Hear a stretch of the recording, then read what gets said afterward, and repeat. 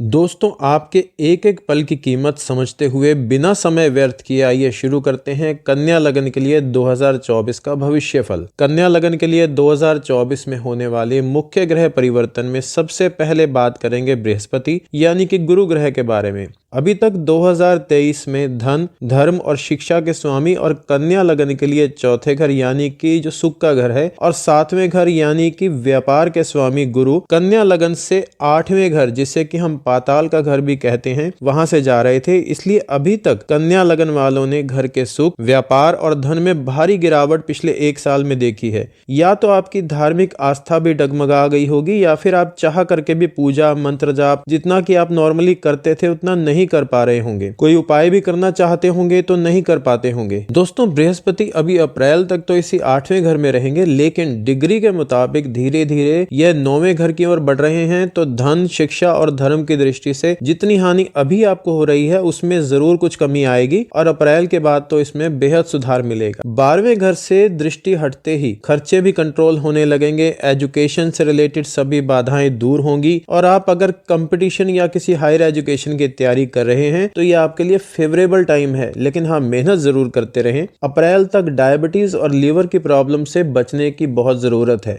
अप्रैल के बाद जो है बृहस्पति लगन को देखेंगे तो वेट बढ़ने की पूरी आशंका है। नौवें घर में गए हुए बृहस्पति देव पांचवें स्थान यानी कि संतान के घर को देखेंगे तो संतान की तरफ से आपको अच्छा समाचार मिलेगा। वैसे भी बृहस्पति संतान के कारक हैं और पांचवा घर है भी संतान का। तो अगर बच्चे आपके किसी कंपटीशन की तैयारी कर रहे हैं तो उनके लिए बहुत लाभकारी समय है।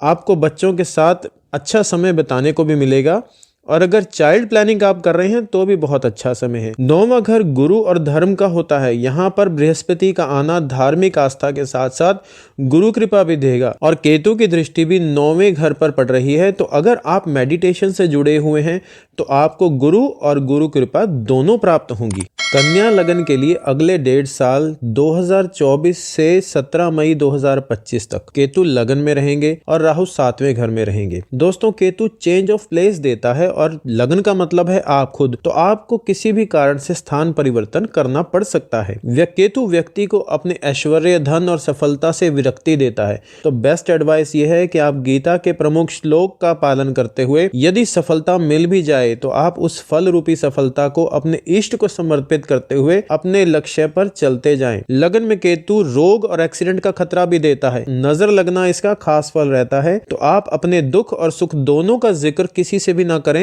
तो बहुत बेहतर होगा, क्योंकि केतु का प्रभाव इससे बढ़ जाता है। चांदी के गणेश जी आप हमेशा अपने पास रखें। हर बुधवार के दिन गणेश जी को दूर्वा अर्पित करते हुए 5 लड्डू चढ़ा करके ओम गण गणपति नमः का जाप करें। लगन में केतु होने के कारण कन्या लगन वालों के लिए राहु की स्थिति 7वें घर में रहेगी, जिसके कारण आपको विशेष सावधानी बरतने की आवश्यकता है, क्योंकि जीवन साथी और पार्टनर के साथ आपसी रिश्तों में खटास होने की संभावना है। किसी भी बात को आप खींचे नहीं, बिना कारण शक ना करें। सजग तो रहें, लेकिन पार्टनर और लाइफ पार्टनर को विशेष सम्मान भी दें। हो सके तो नई पार्टनरशिप में कोई शुरुआत ना करें। कमर के ऊपर नीला और ग्रे कलर बिल्कुल ना पहने।